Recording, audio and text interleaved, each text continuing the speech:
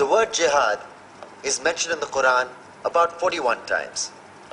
The words mercy, peace, and compassion are mentioned about 355 times. Yes, come in.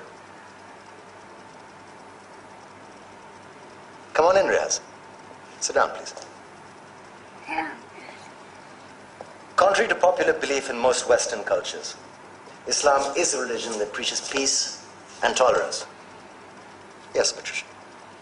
If Islam truly is a religion that preaches peace, then how come the world's most troubled spots, the West Bank, Afghanistan, Pakistan, Iraq, they're all plagued with Islamic terrorism? Well, that depends on your definition of terrorism. Some might argue that the U.S. invasions of countries like Iraq and Afghanistan are also acts of terrorism. No, those were acts of war to get rid of despotic regimes. Or a means of getting at a country's oil. Conspiracy theories. Well, May I? Yes, please. Go ahead, Riaz. Mr. Khan is right. I mean, if we're talking about terrorists, the world's biggest terrorists are the white superpowers.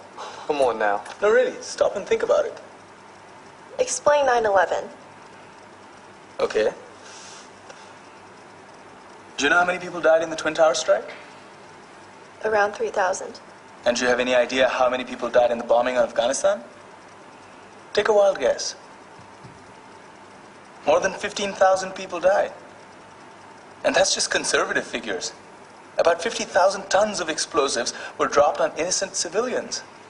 Men, women, children. Yeah, but that was because of the Taliban.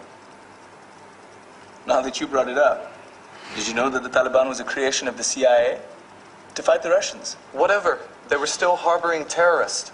Yeah, right. Terrorists that were never found. Just like the weapons of mass destruction that were never found in Iraq. Do you want to get into the death toll in Iraq? 500,000 civilians and counting. And what do Britain and America say when they don't find these weapons? It's simple. They just say sorry.